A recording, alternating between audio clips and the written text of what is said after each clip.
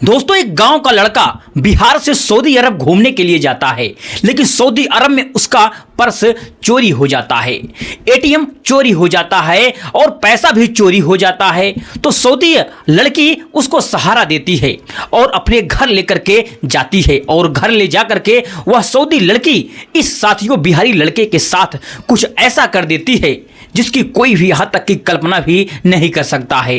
दोस्तों, अगर आप लोग भी सऊदी अरब यहाँ तक के घूमने के लिए जाते हैं तो यह कहानी आपको जरूर सुनना चाहिए, क्योंकि दोस्तों वहाँ के लोग बिहारी लड़कों के साथ और साथियों भारत के लड़कों के साथ आखिरकार कैसा व्यवहार करते हैं, मैं इस कहानी में आपको पता चलेगा। और दोस्तों, वो सऊदी लड़की जो भी कुछ साथियों बिहारी लड़के के साथ करती है, उसकी वजह से यहाँ तक कि उसकी पूरी जिंदगी वहीं पर गुजर जाती है और वह बेचारा एक ऐसे साथियों मोड़ पर आकर के खड़ा हो जाता है और वह बेचारा एक ऐसी जगह में जाकर के आखिरकार फंस जाता है जहां से उसका निकलना पाना बहुत ही साथियों मुश्किल होता है।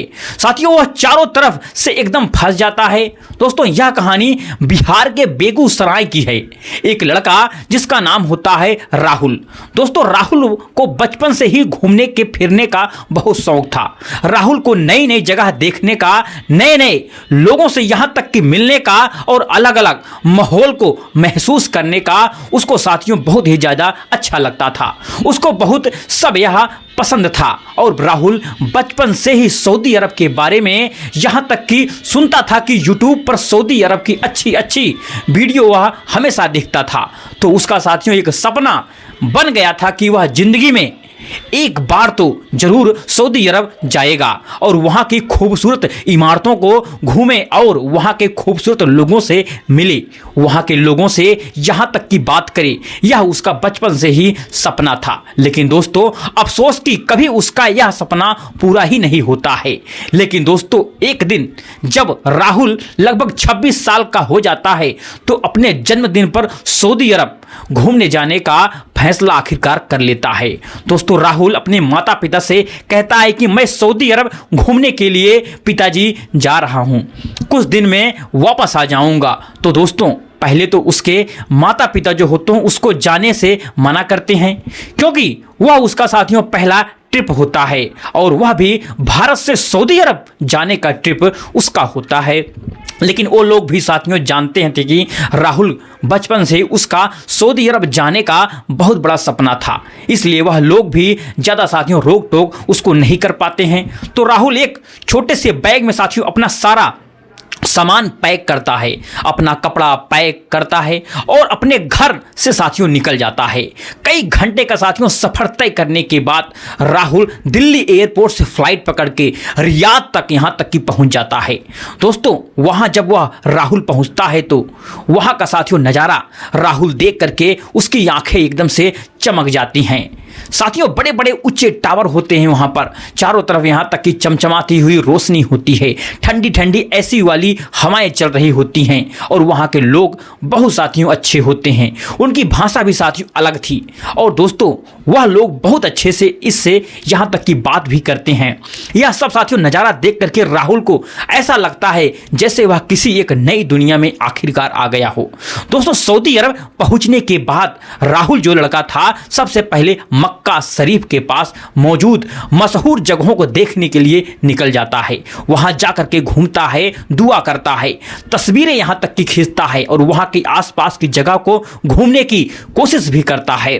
थोड़ी देर वह घूमता भी है और फिर वहां की साथियों मशहूर जगहों को देखने के बाद जो राहुल था वह साथियों जिद्दा जाने का फैसला करता है, क्योंकि दोस्तों जिद्दा शहर सऊदी अरब की सबसे खूबसूरत जगहों में से एक है, एक जगह मानी जाती है और वाकई में दोस्तों बहुत ही खूबसूरत जगह है। जब आप लोग साथियों घूमने जाएंगे तो वहां जरूर आप जाइएगा। लेकिन दोस्तों सफर वहां से उसका लंबा होने वाला था, तो राहुल साथियों सोचता है कि उससे पहले कुछ खाना खा लेते हैं, पेट भरा जाए, सफर तय करने में मजा आ जाएगा। इसलिए साथियों राहुल लड़का एक छोटे से रेस्टोरेंट में जाकर के वहां लोकल खाना खाता है। तब तक दोस्तों बस के निकलने का टाइम हो जाता है। तो साथियों फिर जल्दीबाजी में पेमेंट करके अपना साथियों बैग उठा करके वह तुरंत रेस्टोरेंट से बाहर निकल जाता है और साथियों बस पकड़ता है और वहां से जेद्दा के लिए तुरंत ही रवाना हो जाता है। दोस्तों उस वक्त राहुल जो है वह खिड़की के पास वाली सीट पर बिल्कुल साफ साफ बैठा हुआ था और खिड़की से साथियों बाहर खूबसूरत सड़कें, बड़ी बड़ी बिल्डिंगें वह अपनी आंखों से देख रहा था। वहां के चौड़े रास्तों को भी साथियों वह देख रहा था। यह सब देखकर साथियों मन ही मन में उसके मन में खुशी हो रही थी। लेकिन दोस्तों राहुल को यहां पर अंदाजा नहीं था कि अगले ही पल में उसको साथियों एक बहुत ही बड़ा झटका लगने वाला है।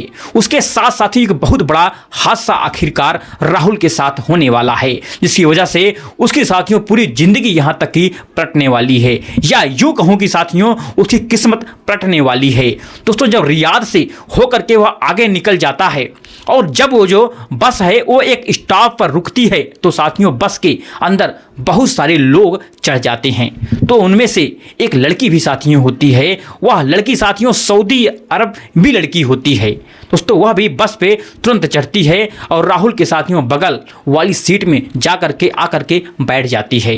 तो राहुल साथियों उसको देख करके मुस्कुराने लगता है और फिर खिड़की से बाहर देखने लगता है और कभी कभी उसको साथियों देखते देखते लगता है।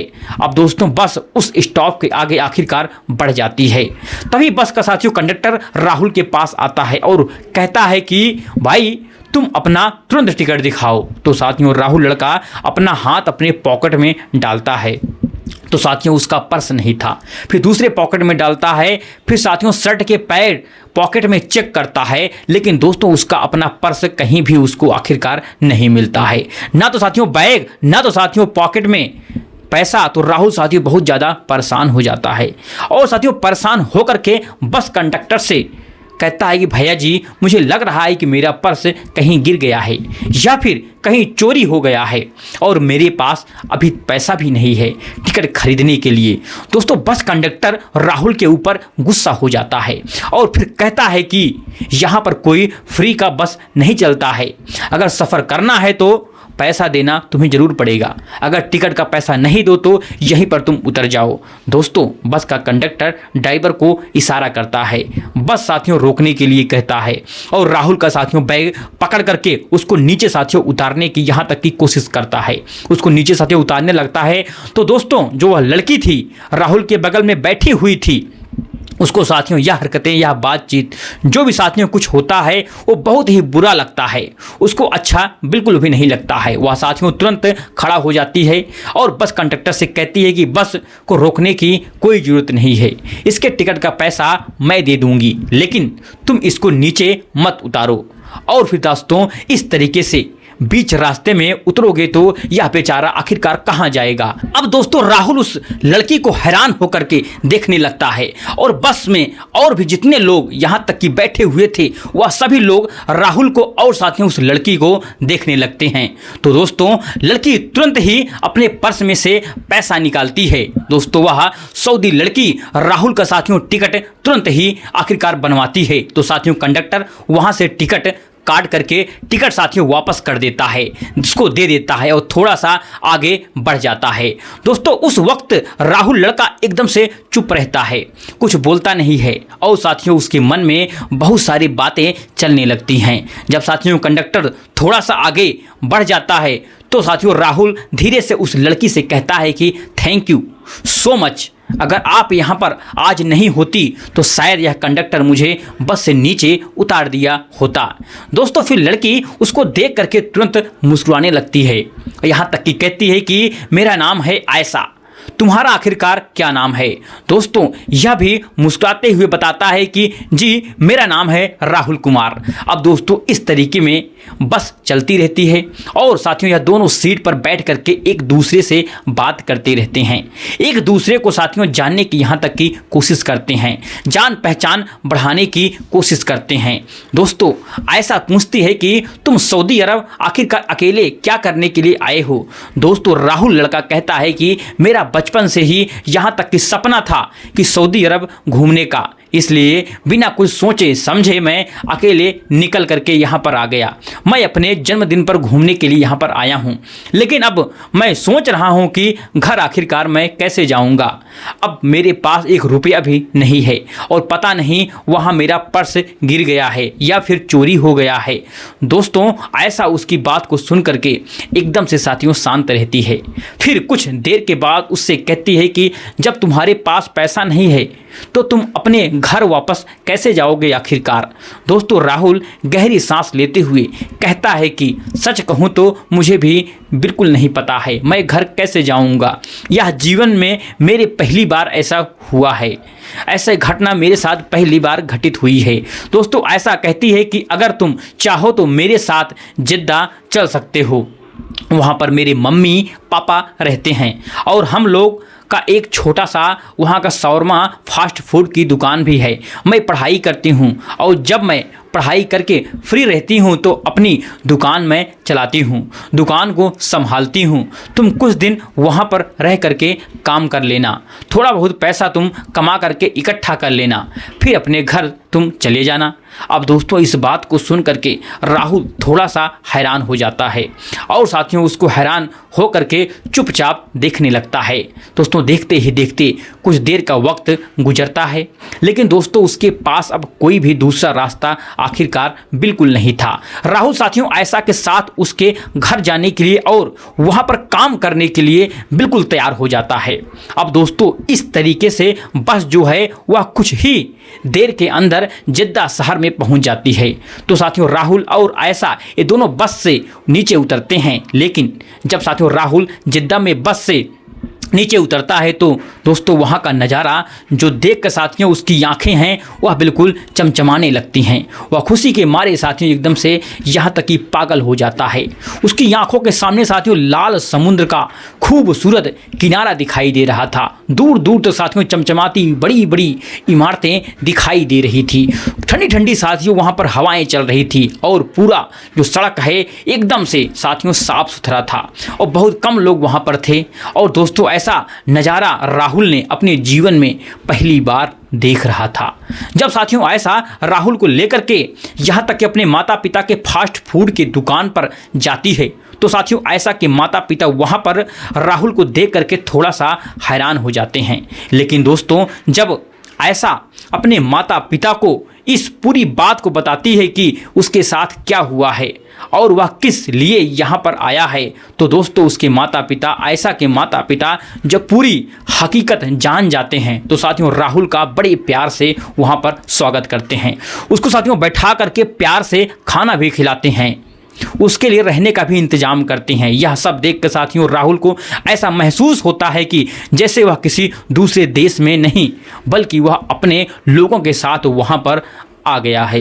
दोस्तों उसको वहाँ पर अपनापन महसूस होता है। अब दोस्तों राहुल वहाँ पर इस तरीके से रहने लगता है और अगले दिन से फास्ट फूड की दुकान पर थोड़ा बहुत मदद भी करने लगता है, काम करने लगता है। दोस्तों कभी कभी चाय भी यहाँ तक कि वह बना दिया करता था, तो कभी कभी वह दोस्तों शौरमा और फ्रेंच फ्राइज तैयार भी कर दिया करता था। कभी साथियों ग्राहकों का भी टेबल भी यहाँ तक कि राहुल साफ करता था। इस तरीके से साथियों रह करके वहाँ पर काम करने लगता है।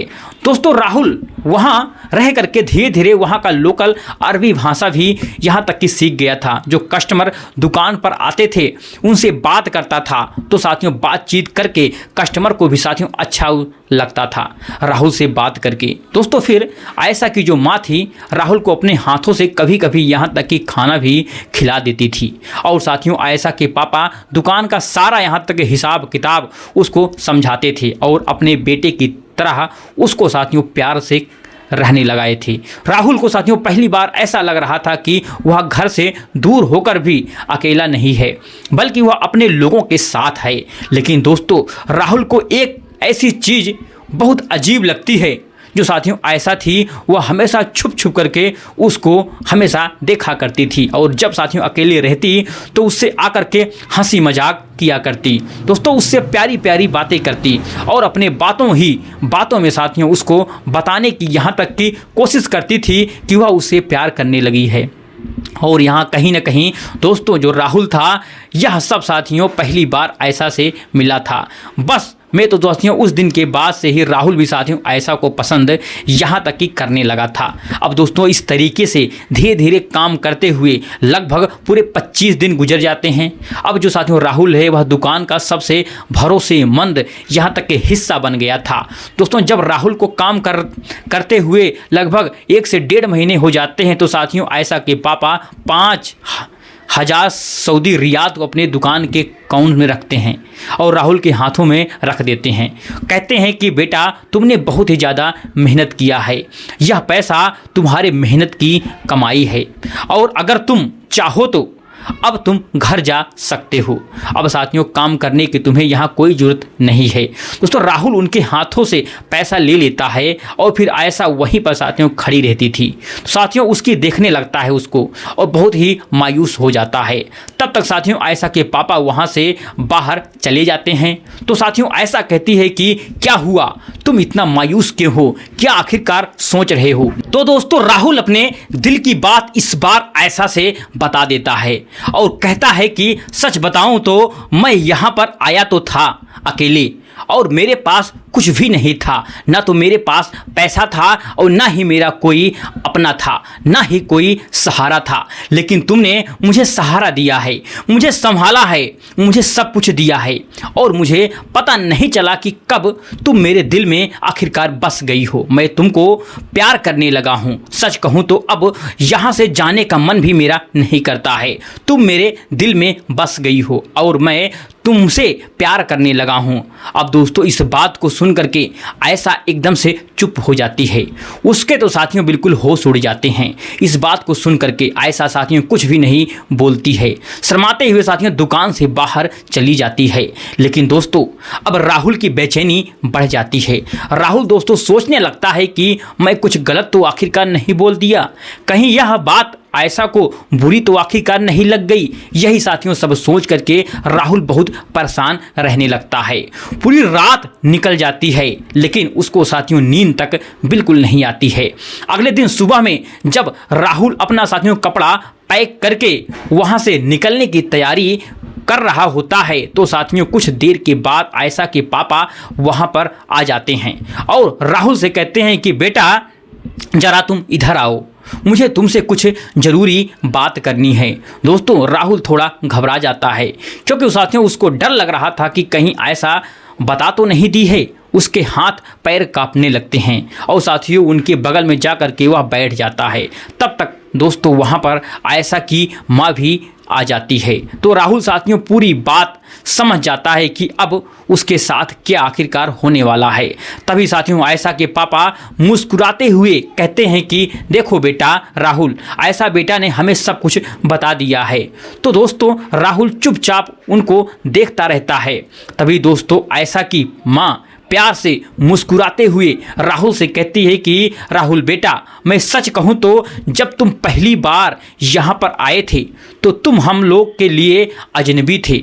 हम लोग ही जान पहचान नहीं थी और ना ही हम लोग तुमको अच्छे से जानते थे, ना ही तुम हम लोगों को अच्छे से जानते थे। लेकिन यहाँ पर रहते हुए जिस तरीके से तुमने आखिरकार अपना मेहनत और ईमानदारी दिखाई है और हमारे परिवार को अपना यहाँ तक कि परिवार समझते हो, यह सब देख करके हम लोग को ऐसा लग रहा है कि तुम बाकी लड़कों से या फिर बाकी लोगों से बहुत अलग हो। तुम्हारा व्यवहार बहुत ही अच्छा है। अगर तुम्हारा दिल सचमुच साफ है और तुम हमारी बेटी को खुश रख सकते हो तो हमें कोई भी एतराज़ नहीं है।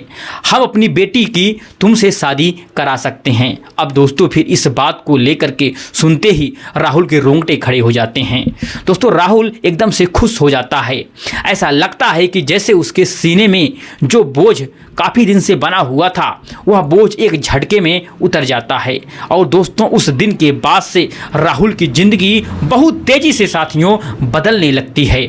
उस दिन के बाद राहुल अपने माता पिता को फ़ोन करता है और उनको पूरी बात बताता है कि ऐसी ऐसी बात है और मुझे एक सऊदी लड़की से माँ प्यार हो गया है, मैं उससे शादी करना चाहता हूँ और उसके घर वाले भी यहाँ तक कि तैयार हैं। दोस्तों राहुल के माता पिता थोड़ा तो परेशान हो जाते हैं कि मेरा बेटा गया था सऊदी अरब आखिरकार घूमने के लिए, लेकिन वहाँ पर शादी कर रहा है। लेकिन फिर साथियों जब राहुल बड़े प्यार से अपने माता पिता को समझाता है, बुझाता है, और ऐसा कि माता पिता राहुल के साथियों यहाँ तक कि माता पिता से बातचीत करते हैं, तो दोस्तों दोनों परिवार आपस में समझते हैं। तो फिर एक दूसरे को साथियों समझते हुए फिर एक दूसरे से मिलने का आखिरकार फैसला करते हैं।